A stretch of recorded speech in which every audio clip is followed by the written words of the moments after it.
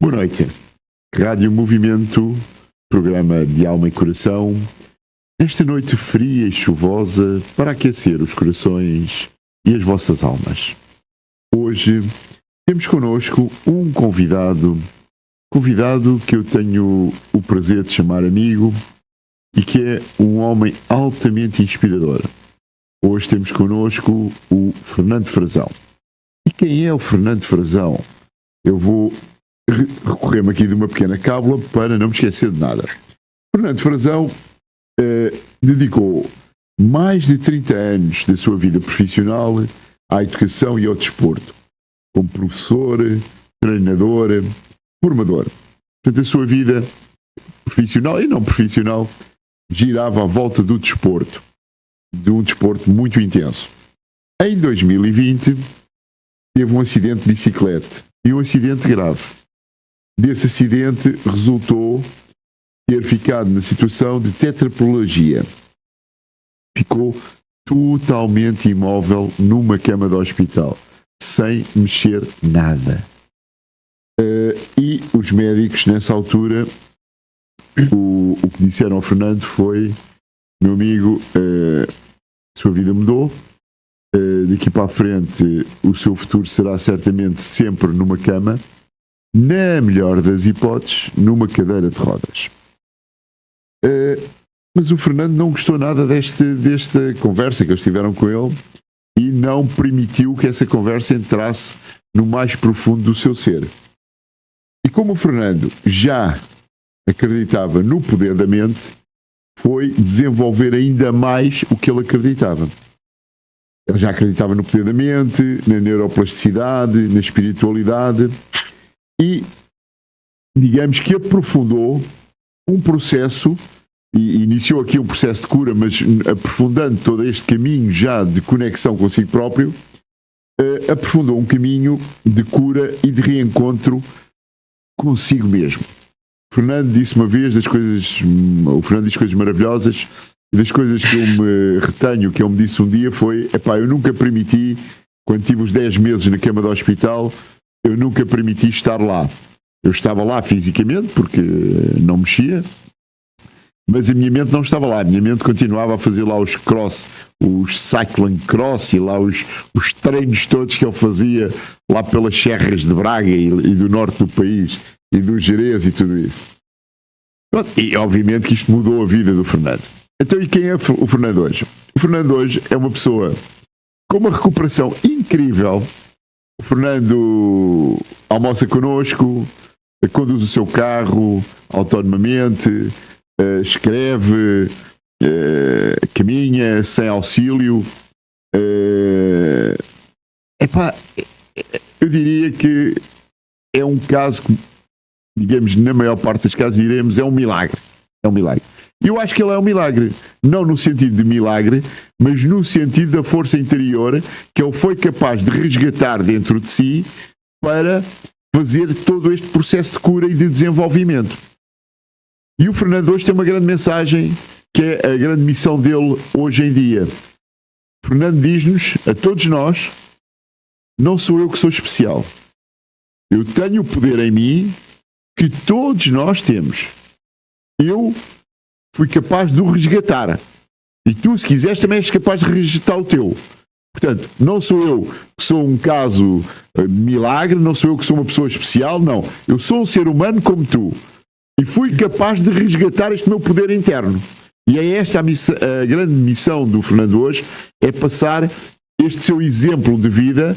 E ele tem um livro que vamos falar dele na emissão, em que conta precisamente a sua história. E o Fernando tem como missão de vida contar o seu percurso, a sua história, para inspirar pessoas a dizer: tu tens sempre o poder dentro de ti. Se fores capaz de o resgatar,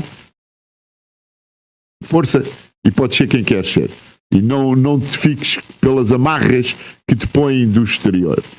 Fernando, muito bem-vindo, muito obrigado por estares connosco. É um grande prazer ter-te aqui no programa de Alma e Coração. Tu és realmente, de entre nós, um dos melhores, e ter um dos melhores aqui é sempre muito bom. Boa noite, Fernando.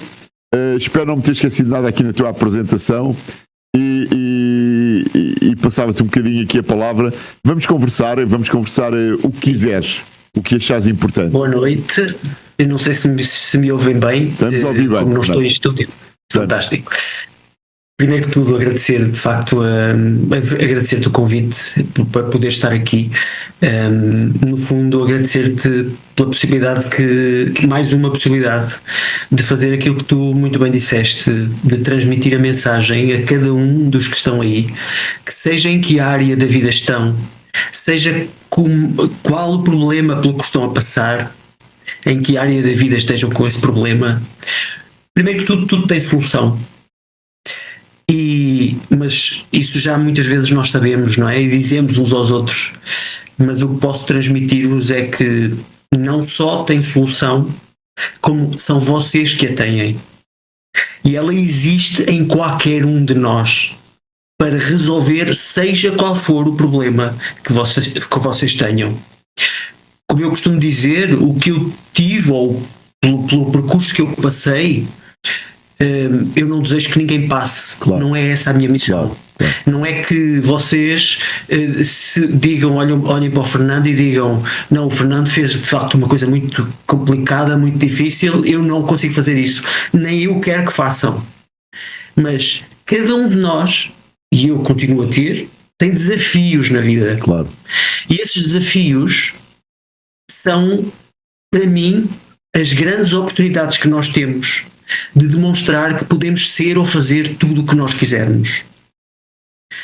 É evidente que para que isso aconteça, para que nós possamos aceitar esses desafios como oportunidades, não podemos encarar-nos como as vítimas. Como um coitadinho. Portanto, alguém... A situação de coitadinho não pode ser essa a posição em que estamos, que nessa posição não vamos a lado nenhum.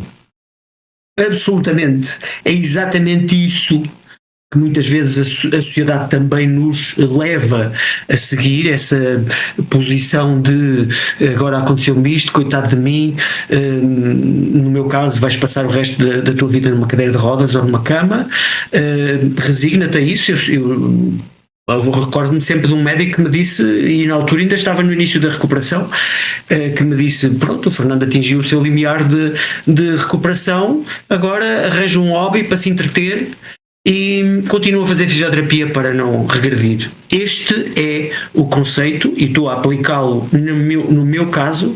Agora apliquem vocês em cada um dos problemas que vocês têm na vida, seja num relacionamento tóxico, seja num problema de trabalho. Há pessoas a viverem há décadas num trabalho que detestam e continuam a manter-se naquele trabalho só para se manterem no que eu chamo, ou que nós chamamos de zona de conforto, que não é mais do que aquilo que a pessoa já conhece, mas que não tem que definir a pessoa.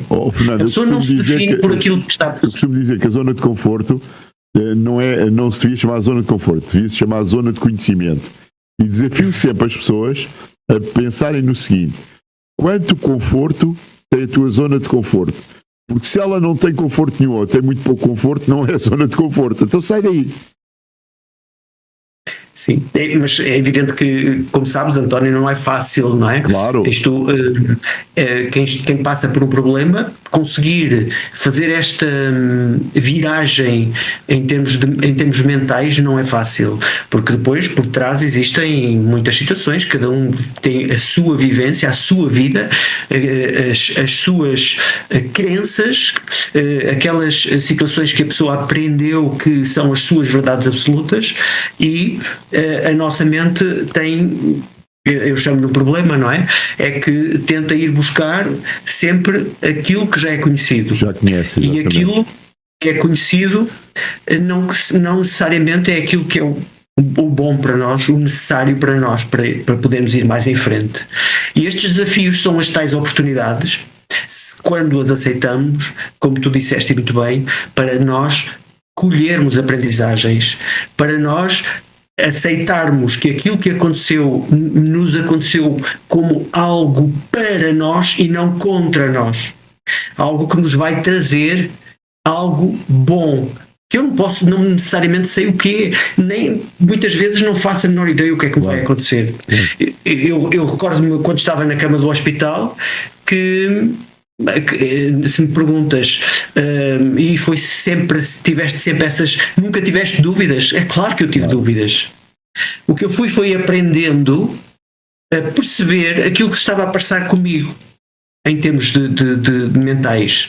E numa primeira fase, como estava ainda na cama do hospital, eu nem tinha muito bem a noção daquilo que estava a fazer, daquilo que tu disseste, que eu acabei aquela opção. Imaginem-se vocês, isto na minha situação em particular, numa cama do hospital em que não conseguem mexer nada do pescoço para baixo, nem virar-se na cama conseguem, ou seja, basicamente todo o vosso corpo deixou de funcionar.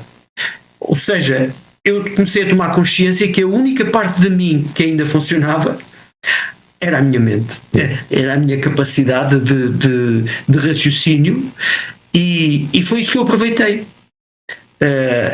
Tinha uma vida virada ao desporto, aquilo que eu sempre adorei foi o desporto e a atividade física e atividades de montanha eram o meu grande fascínio, e então o que eu fiz foi, então é para aí que eu vou.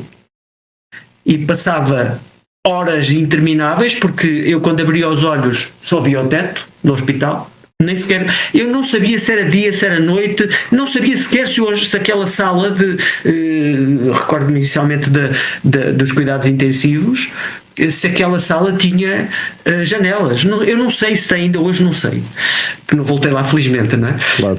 Noutra condição. E o que é facto é que eu não conseguia fazer mais nada a não ser fechar os olhos, e a nossa mente tem este poder. De olhos fechados eu estou onde eu quiser. Eu sou o que eu quiser. E como a nossa mente não tem a capacidade de distinguir entre aquilo que eu estou a ver quando abro os olhos e aquilo que eu, quando fecho os olhos, estou a imaginar, isso é uma grande vantagem. Exatamente. Porque quando eu associo isso às emoções que estou a viver naquele momento, eu estou lá. E por isso é que eu dizia, eu passava horas, eu literalmente, só não estava fisicamente, não é? Mas literalmente eu estava lá, eu sentia as emoções de estar, sei lá, a voar parapente, a pedalar, a caminhar pelos sítios incríveis que eu conhecia do Gerês, porque tinha essa durante anos tinha tido felizmente tinha passado por essas experiências, de maneira que eu conhecia os caminhos, as curvas, as pedras, eu sabia onde estava, eu estava lá, literalmente tirando a parte foste física, dentro de ti buscar todas as tuas memórias e digamos quase que estavas numa sala de cinema, quer dizer, todas aquelas situações, aqueles filmes maravilhosos que tinhas vivido, foste buscá-los para os reviver novamente. E deixa-me sublinhar que eu acho muito importante. Isto é uma coisa que todos nós sabemos, a mente não distingue entre o real e o imaginário. E isto é uma coisa que, terapeuticamente, é uma ferramenta excepcional. Aliás, é por isto, em situações mais leves do que o Fernando nos está a transmitir, que, por exemplo, nós estamos numa sala de cinema, sabemos que aquilo é um filme, foi feito em estúdio de cinema, foi feito em Bollywood, ou em Hollywood, ou noutra Wood qualquer, e choramos. E nos emocionamos. Então, nós sabemos que nem o gajo que está na tela morre, nem se divorcia, nem abandona o filho, porque aquilo são tudo atores. Nós sabemos isso. Mas o nosso consciente não sabe, ele não distingue realidade de imaginário. E nós reagimos àquilo com o sentimento como se aquilo fosse real. No fundo, o que o Fernando fez foi aproveitar esta nossa capacidade no seu processo, no seu processo terapêutico, na sua recuperação. Certo, Fernando? Exatamente. Isto chama-se visualização mental, não é? Como sabes, é uma ferramenta.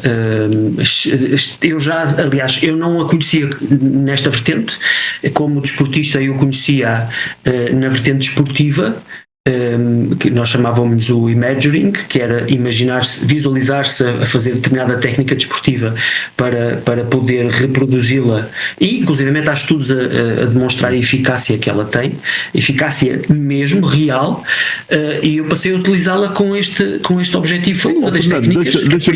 Deixa-me introduzir aqui uma experiência que eu tive em clínica, em consulta, há relativamente pouco tempo, há 3-4 meses. chega-me ao consultório a mãe a mãe já era minha paciente e diz-me: pá, eu gostava que visse o meu filho porque ele está numa situação de grande ansiedade, inclusive na escola está um bocado a perder o rumo à coisa, ele era bom aluno e as coisas não estão a correr bem e tal.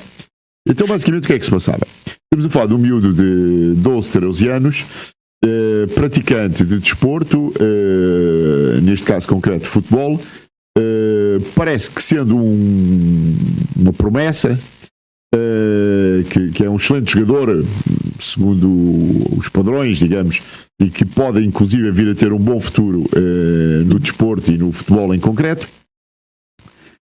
Mas aquilo estava tudo a desmoronar. Então, ok, disse à mãe: olha, traga-me lá o miúdo e eu vou falar com ele, e obviamente em consulta com ele falei numa linguagem mais acessível com ele. E foi das coisas mais fáceis de resolver que eu tive até hoje. Basicamente, o que é que aconteceu? O miúdo é um excelente jogador de futebol. Joga na posição de avançado. E como qualquer avançado, por melhor que seja, uns dias joga melhor, marca mais golos, outros dias marca menos golos. Nós às vezes até nas grandes equipes vimos isso. Ali um gajo que é um marcador de golos excepcional, e que às vezes está ali 15 dias, 3 semanas ou um mês, que não consegue marcar nenhum golo. É assim, a vida não é linear em situação nenhuma. Então o que é que aconteceu? O miúdo passou por uma fase menos boa, menos inspirada, não é? O miúdo era o craque da equipe, claramente, era lá o Ronaldozinho da equipe. Estamos a falar de uma equipe já ligada a um clube grande. E o miúdo passou por um período menos inspirado, normalíssimo, sem problema. Só que as pessoas que rodeavam o miúdo, em vez de fazer uma pressão positiva, fizeram uma pressão negativa. Primeiro já faziam muita pressão sobre aquilo. Sobretudo o pai da criança, que deve ter visto ali a sua mina de ouro e portanto fazia uma tensão sobre o miúdo despropositada para a atenção que se deve fazer sobre uma criança. E fazia inclusive filmagens regulares dos jogos. Todos. Era um hábito que o pai tinha, ir aos treinos, aos jogos, não sei se treinos de jogos, fazia as filmagens e tal, para depois rever e trabalhar e não sei o quê. Então, o miúdo começa a ser menos produtivo e o pai começa a ir para casa, a passar, estás a ver, olha, falhaste aqui, falhaste ali, falhaste acolá. O treinador, que também pode perceber muito de futebol, de treino psicológico, não percebe nada certamente, eu nem sei quem é o senhor, portanto estou à vontade para dizer isto. O que é que faz? O miúdo que tinha o lugar indiscutível na equipe, pela primeira vez põe o miúdo nos suplentes. E o miúdo que já andava todo desaparafusou mais, quer dizer, vai para o banco de suplente, coisa que nunca tinha estado, e entrou ali e pronto, isto já estava com flex na escola e tudo isso. Então o que é que eu fiz terapeuticamente? Fiz isto precisamente da imaginação criativa. Disse, ok, vamos resolver isto. Pronto, falei com o miúdo e tentei falar numa linguagem, baixar a idade dele, é um bocadinho difícil porque eu tenho mais de 50 anos que o gajo, mas pronto, lá, tentei recuar 50 anos e falar, digamos, na linguagem dele, nos conceitos dele. Pedi à mãe para falar com o treinador e dizer, veja lá se consegue que o treinador tenha menos pressão sobre o miúdo, meta novamente o miúdo, ou pelo menos dê-lhe minutos na equipe, não tenha só no banco. E falei, e aqui a minha grande peça foi o pai. Eu disse, agora eu preciso ter na consulta, não é o miúdo, eu preciso ter na consulta ao pai. Pronto, o pai lá veio, não me parece que tenha vindo assim muito satisfeito à primeira, mas veio. Então o que eu disse ao pai foi, amigo, você vai fazer precisamente o contrário do que está a fazer. Você tem essas gravações todas do seu filho? Tenho, eu gravo tudo. Então, se o seu filho é o craque que é, chorar ter imensos momentos de êxito com o seu filho. Tenho. Então, olha, é assim, o senhor vai para casa, fazer esses replays, essas repisagens dos vídeos todos, mas é dos momentos bons do gajo. Né? Aquele gol que o gajo marcou, excepcional. Estás a ver, marcaste, espetacular. E agora vamos ver, olha, estás a ver, foi aqui que tu fintaste, foi por aqui que tu foste. E resolvemos aquilo em 15 dias. E pedi ao puto para fechar os olhos. Obviamente eu aqui não lhe dei muita técnica, porque estamos a falar de uma criança de 13 anos. Disse, olha, de vez em quando fecha assim os olhos e recorda-te dos teus bons momentos. Tu recordas-te de alguns gols que tu tens muito orgulho de ter marcado. Recorda. E as fintas que fizeste. Ok, então de vez em quando, olha, senta-te calmamente, respira, fecha os olhos e recorda esses momentos, pá. Recorda esses momentos como se estivesse a marcar novamente o gol, como se estivesse a fintar aquele gajo. Olha, aquele gajo da outra equipe tu não gostas nada. Vê ultrapassares o gajo. E foi assim que eu resolvi o caso. Fantástico. É mesmo isso, às vezes temos a tendência de valorizar aquilo que falhamos. Exato. E esquecemos-nos de valorizar, que muitas vezes até é superior, aquilo que fazemos bem e que temos todos temos aspectos a valorizar. Exatamente. E é uma das coisas que é mais importante, para além de chamar a atenção para isso, é agradecermos por isso, por conseguirmos fazer N coisas positivas e que nos. Mas isso vem um pouco de trás, não é? Que também, de uma forma geral, nós vivemos numa falta de amor próprio que faz com que as pessoas se limitem porque elas próprias não acreditam que são capazes de mais. A sociedade também nos educou assim, ó Fernando. Não é? A pressão da sociedade, da educação, da escola, da família, é muito isso, não é? Por exemplo, eu dou muitas vezes este exemplo. Pá, o puto tira uma nota porreira e chega à casa e se calhar o que diz, olha, não fizeste mais que a tua obrigação. O puto tira uma nota má. E toda a gente lhe cai em cima. Não é? Portanto, nós valorizamos em demasia as coisas menos boas, as coisas mais desafiantes, e não valorizamos as coisas boas. O poder da gratidão é realmente a grande ferramenta para mudar isto, sem dúvida, Fernando.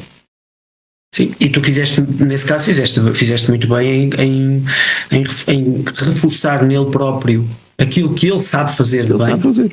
E o importante é que ele tenha percebido isso e que continue a fazê-lo pela vida fora, porque oportunidades para nós irmos abaixo vamos ter pela vida toda, não é? É aquilo que eu há pouco dizia, os tais desafios, não é?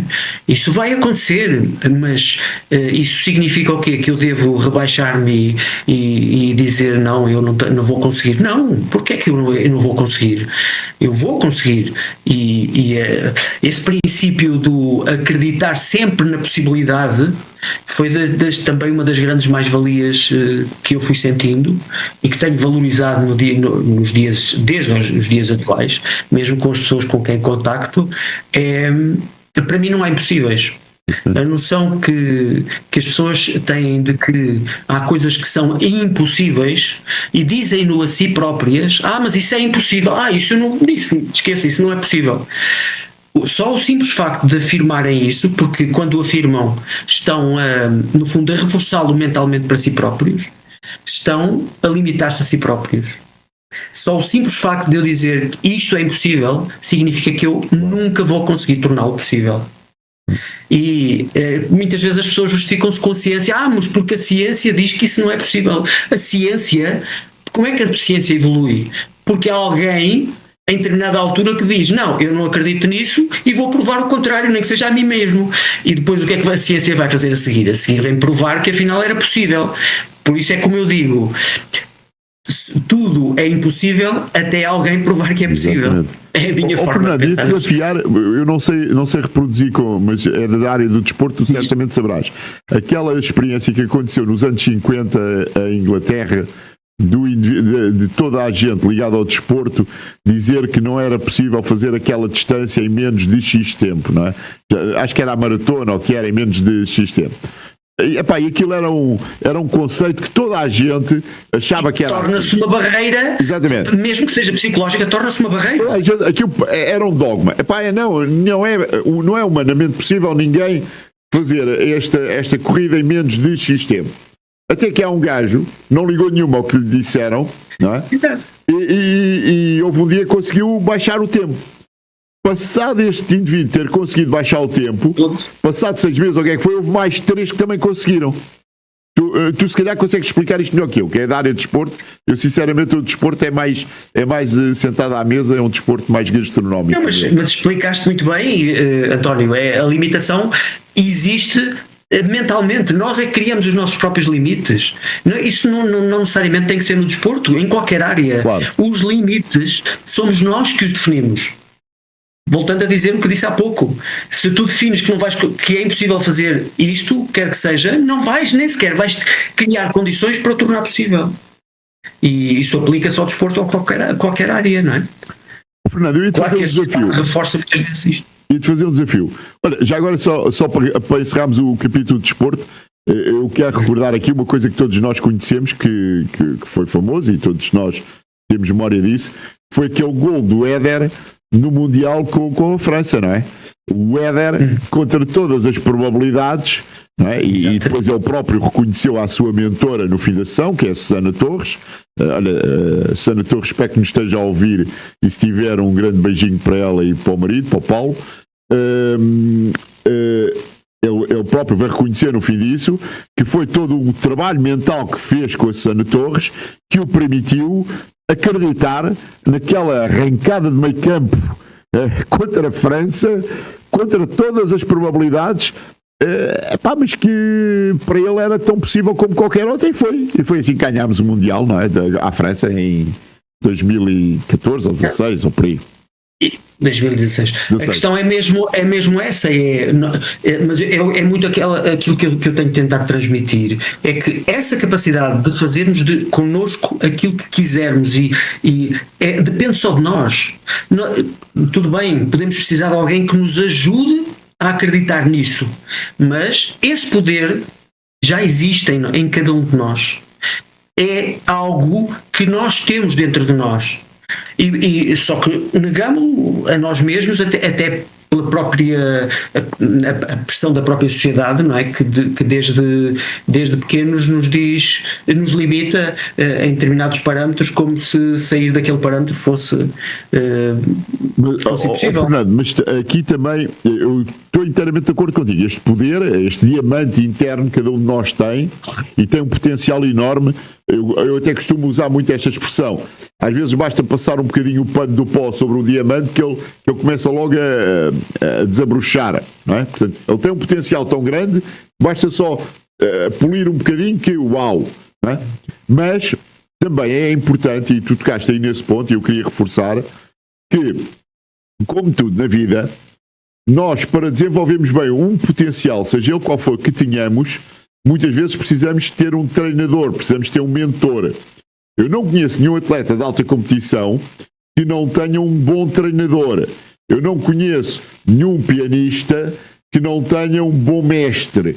Eu não conheço nenhum maestro que não tenha o seu mestre. Portanto, em todas as áreas que nós nos queremos superar, nós precisamos de ter alguém como mentor, como treinador, como mestre. Então, que nos inspira até. Que nos inspira, exatamente. Ora bem, o maior desafio que cada um de nós tem é a nossa vida. A nossa vida é o maior desafio de cada um de nós. E somos nós o responsável por isso. Então, eu vou para o maior desafio da minha vida e não vou buscar um treinador, um mentor que me ajude a fazer aquele percurso muito mais rápido, muito mais fácil, a ir muito mais longe, inclusive a conseguir-me superar para além daquilo que eu imagino que sou capaz de chegar lá. Isto aqui é que faz falta, não é?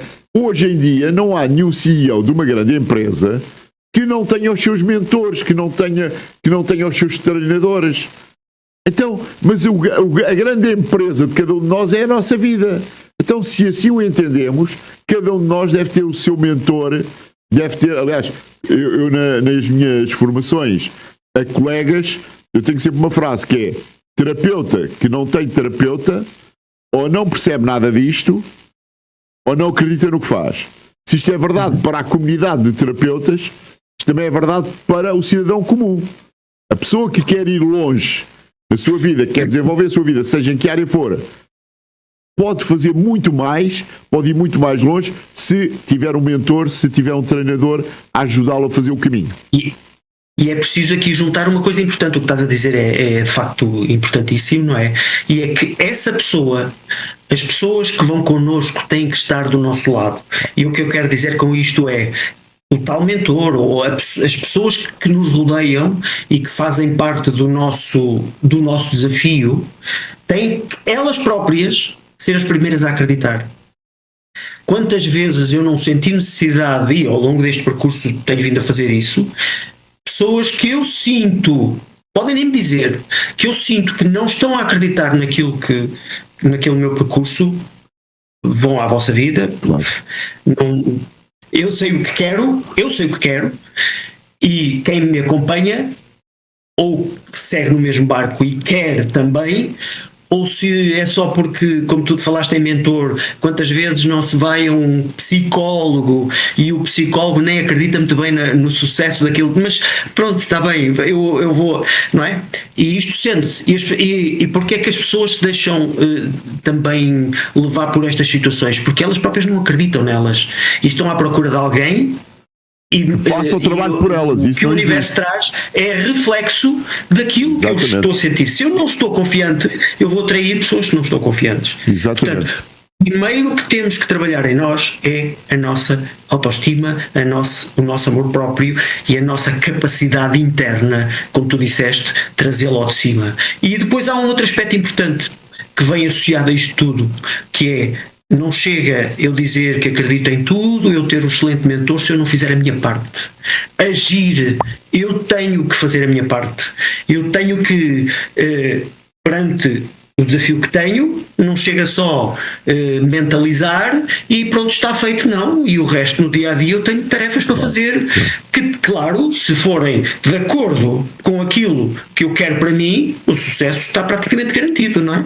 Agora, se eu continuo a dizer que acredito, mas no resto do dia estou a fazer coisas que não têm nada a ver, não é? Que me vão afastar do meu objetivo, esqueçam. Fernando, eu gosto particularmente de imagens e costumo dizer em consulta, isto que acabaste de dizer, eu costumo dizer com uma imagem, eu costumo dizer que a profissão mais parecida que a de terapeuta emocional é de treinador de atletismo. E o que é que eu quero dizer com isto? O que é que o treinador de atletismo faz? O treinador de atletismo é um gajo que leva um banquinho para o lado da pista, senta-se no banquinho, não é ele que vai para a pista, põe o atleta na pista, agora ele sabe dar as orientações, o trabalho, o treino necessário para que o atleta faça excelentes corridas e inclusive consiga superar aquilo que ele próprio acha que é capaz de fazer. É isto que nós terapeutas fazemos. Não é chegarem lá a consultas e dizer assim: olha, eu peguei-lhe a consulta, agora faça por mim. Isso não existe. Claro. Isso não existe. Só que pronto, que eu também sou da área do desporto, não é? Quando falas de atletismo estás a falar de treino de corrida, não é? Porque o atletismo é muito mais que isso e há várias disciplinas técnicas onde o treinador tem mesmo que demonstrar e fazer que a parte técnica venha ao de cima, e muitas vezes também, se calhar na corrida de fundo não tanto, mas nas disciplinas mais técnicas mesmo de corrida, de velocidade, também necessita de demonstrar. Mas isto é uma à parte, não é? Sim. Que tem a ver com questões mais técnicas. Isso é a minha ignorância face ao desporto, pá. Mas o teu exemplo está adequado perfeitamente, como é óbvio. Fernando, eu queria falar aqui contigo, pá, deste livro maravilhoso que tu escreveste, O Poder de Acreditar. Para já o livro é maravilhoso, mas o título reforça precisamente todo este conteúdo. O poder de acreditar. Quando decides superar os teus limites, transformas a tua vida. Bem, e tu escreveste este livro precisamente para inspirares as pessoas nesta tua grande missão de dizer que este poder todos nós temos. Certo, Fernando? Fala lá um pouco do teu livro, que eu acho maravilhoso. O poder de acreditar, primeiro, explicar um bocadinho melhor o que é isto, o poder de acreditar. Como disseste muito bem, tem a ver com, no fundo, começa por ser a minha história de vida, não é? Que é muito mais do que este acidente, tudo o que envolveu. Mas este poder de acreditar é o poder de acreditar em nós mesmos. Não tem nada a ver com questões religiosas. Aliás, eu falo na palavra fé no decorrer do livro e sempre num contexto completamente fora do contexto religioso.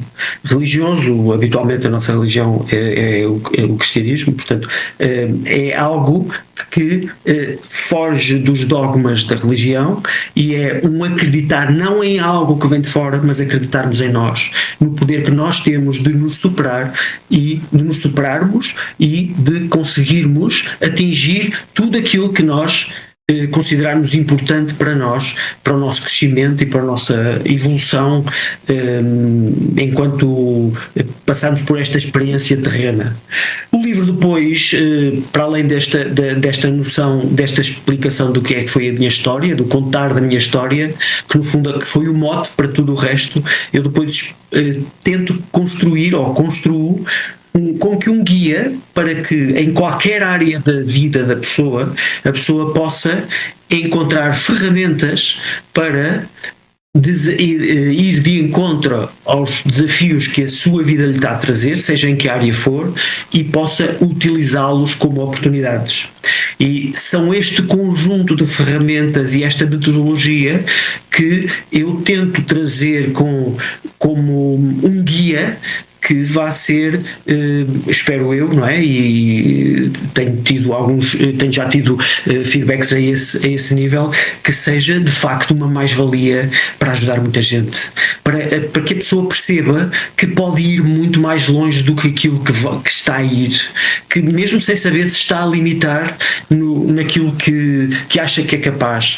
Muitas vezes é evidente, a pessoa sente que está numa fase da sua vida em que não consegue, como é um termo que tu utilizas, destravar, não é? Muitas vezes a pessoa sente e toma consciência disso, mas por vezes a pessoa não tem noção sequer de que se está a limitar em determinada área da sua vida, e quando se delimita numa área, todas as outras áreas da vida estão bloqueadas de uma forma, pode não ser tão evidente, mas acaba por ser. Portanto, tudo se resume ao mesmo: levar a pessoa a acreditar em si mesmo e no seu poder, e dar-lhes ferramentas para poder fazê-lo da forma mais adequada possível, adaptada à sua própria situação. Fernando, eu ia pegar aí precisamente no que tu disseste, que é extremamente importante, e referir que muitas vezes as pessoas, quando estão bloqueadas, às vezes também não têm noção, e muito menos têm noção porque é que estão bloqueadas. E dar aqui uma pequena explicação de uma coisa que eu acho extremamente importante em todos estes processos. Muitos dos bloqueios, não quer dizer que sejam todos, mas a maioria dos bloqueios, em minha opinião, eles vêm da idade intrauterina até aos 7 anos, que é a idade de formação da personalidade. Por isso, em processo terapêutico, e isto só se faz em processo terapêutico em gabinete, não é possível fazer sem ser em processo terapêutico, há uma técnica, que é a técnica da cura da criança interior, que eu acho que é usada de forma insuficiente e que eu gosto particularmente desta técnica. Porque muitas vezes, independentemente da idade que eu tenha, o que me está a bloquear são traumas de infância, traumas de quando eu estava na barriga da minha mãe, traumas de quando eu nasci, traumas de como eu interpretei uma determinada situação quando tinha 2 anos, 3 anos, 4 anos. E se calhar até já nem me lembro muito bem daquilo, mas é aquilo que muitas vezes me está ali, usando um termo que eu gosto muito, porque não consigo encontrar no português de Portugal correspondente tão forte. Os nossos irmãos brasileiros usam muito o termo, é aí que está a trava, o travão, não é? E é isso. Portanto, muitas vezes a pessoa não tem consciência sequer dessa sua limitação, dessa sua autossabotagem, e muito menos de onde é que ela vem. E abrindo aqui um bocadinho, digamos, a mente, muitas vezes ela vem lá muito de trás, e se quisermos até poderá vir, para quem acredita, e eu acredito na reencarnação de vidas passadas, e também há uma técnica muito importante que se faz em sessão terapêutica, que são as regressões a vidas passadas, que quando é o caso desses traumas virem de vidas passadas, também se podem destraumatizar. Essa é a maravilha hoje também, em termos do nosso subconsciente. Agora estamos a entrar aqui já em questões um bocadinho mais técnicas, mas a nível do subconsciente, independentemente dos anos a que a coisa já passou, ela é sempre possível de destraumatizar e de ressignificar no nosso subconsciente. E aquela pedra, aquele peso de 10, 20 quilos que trazemos às costas hoje por causa de uma situação que vem lá do passado, pode não ter esse peso de 10, 20 quilos. Podemos desfazer essa pedra e se calhar ela passar a pesar só 1, 2 quilos às nossas costas. E eu, com uma pedra de 1, 2 quilos às costas, caminho muito melhor do que se a pedra pesar 20 quilos. É verdade. Não, falaste aí numa técnica muito específica que, como tu dizes, se utiliza em contexto terapêutico, não é? Eu no meu livro falo em algumas ferramentas que as pessoas podem utilizar em contexto individual. Uma delas é, que tu conheces muito bem, a meditação. Claro. Mas depois falo noutras técnicas ligadas com a hipnoterapia e com autossugestões, autoafirmações positivas, que são técnicas que a pessoa, aprendendo a fazer, pode de facto resolver muitos dos teus problemas. Não vou dizer que, como tu disseste muito bem, há questões que é necessário um trabalho mais terapêutico, e eu falo nisso no final do livro, em jeito de para também dar a entender às pessoas que nem tudo, que não é necessariamente errado a pessoa recorrer a um terapeuta. Aliás, não é errado, muitas vezes acaba por ser necessário. O que eu quero dizer é que é possível resolver muita coisa se a pessoa mudar, mas precisa de mudar muita coisa na sua vida. Nós vivemos numa sociedade em que se valoriza o ter que fazer as coisas para ontem.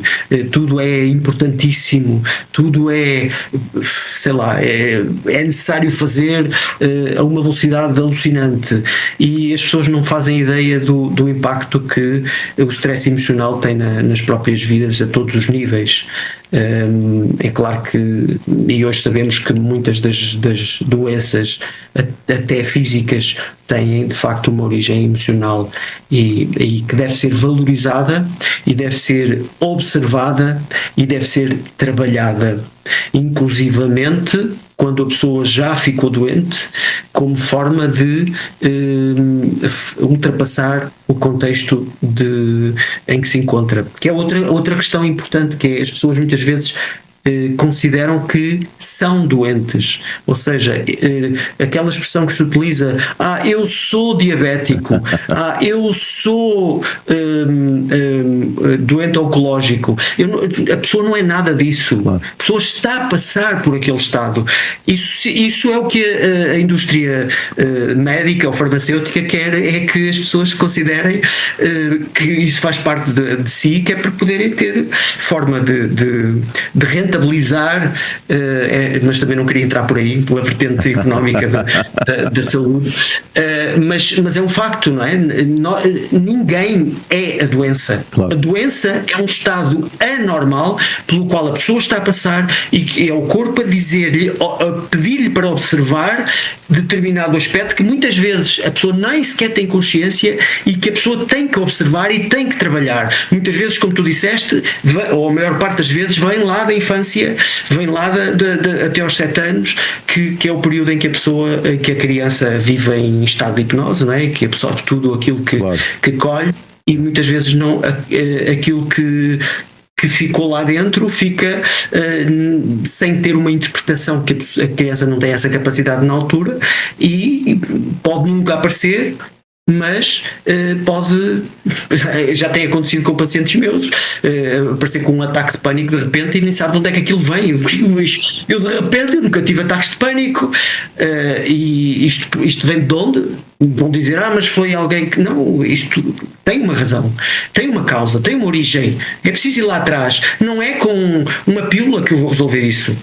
Por muito que se ache que a pílula pode ajudar em algumas coisas, a pílula, os comprimidos, os antidepressivos, claro, os ansiolíticos, enfim, este tipo de trabalho que nada trabalha na origem do problema, mas sim, no fundo, faz como que um camuflar dos sintomas que o nosso corpo nos está a dar para nos ajudar. E isto é uma noção muito importante que tu também tens, eu sei que tens reforçado bastante nas tuas intervenções, que é as pessoas olharem mais para si próprios, para o seu corpo, como uma ferramenta que está ali para os ajudar, e não olharem para a dor, que é outra questão, como algo errado. Não, a dor é um sinal, é o nosso corpo a dizer: olha, observa-me, vê o que eu se calhar já te disse, o corpo já deu outras formas, outros sinais, e foi necessário chegar àquele. Enfim, Exatamente. isto era uma conversa que daria para horas. É verdade. Mas olha, ó, Fernando, o nosso programa aqui em rádio, o tempo passa muito depressa, pá, e estamos a 3 minutos do final do nosso programa. Eu queria pôr aqui o livro, não é? Põe. O Poder de Acreditar, não é? Que é o livro do Fernando, que é maravilhoso. Recomendo a todas as pessoas porque conta a jornada do Fernando e tem esta força inspiradora.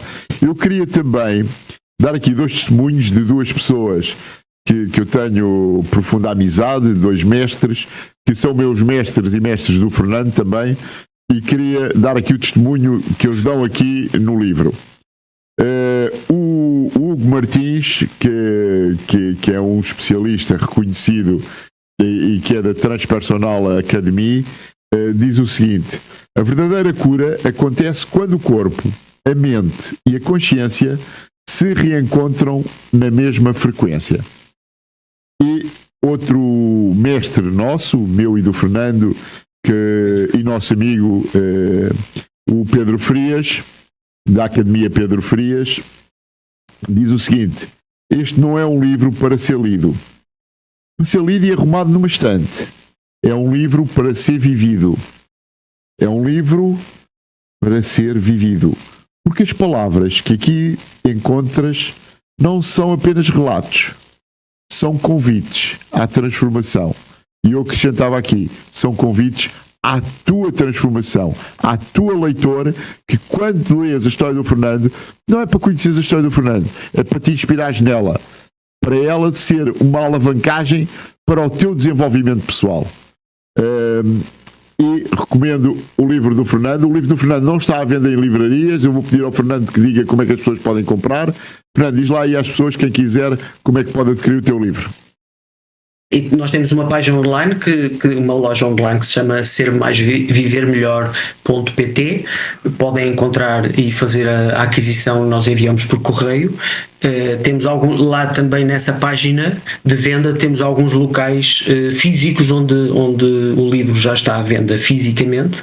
Se a pessoa não quiser que o enviemos via correio, o que nós fazemos em 2 dias, não é? Fazendo a encomenda. Qualquer dúvida também podem contactar fernandofrazão.pt ou pelo meu nome nas redes sociais. Têm o meu contacto se tiverem dúvidas sobre o local ou a forma de adquirir o livro. Vamos tendo algumas apresentações para ir fazer e podem estar atentos a isso, porque tens vindo a fazer apresentações do livro pelo país, certo? Sim, fiz em Santarém, como sabes, depois fiz aqui em Vila Verde, era para fazer em Leiria, adiámos por razões óbvias, não é? Eu sou de Leiria e vai acontecer, mas mais à frente, e vou apresentar na Feira do Livro em Arganil, vou de novo estar em Santarém no Spiritual Summit, também para apresentar. Nesse caso mais para vender, e eu sei que vão existir outras apresentações a seu tempo, mas se quiserem adquirir, é como digo, através quando quiseres vir fazer a Lisboa, dispõe, que estamos cá todos para te ajudar a fazer essa apresentação aqui na capital, pá, continuamos a ser o centro do país, pá. Deixo o repto, meu caro, deixo o repto. Com certeza será um gosto ter-te aqui em Lisboa oportunamente para fazer a apresentação também do teu livro. Fernando, o nosso tempo esgotou. Muito obrigado pelo teu exemplo, muito obrigado por seres quem és e muito obrigado por ter estado connosco aqui hoje. Para vocês, meus caros ouvintes, meus caros seguidores aqui do nosso programa maravilhoso de Alma e Coração, desejo-vos um bom fim de semana. Um fim de semana aconchegante, com muito calor nas almas e nos corações. Bom fim de semana. Muito obrigado por terem estado connosco.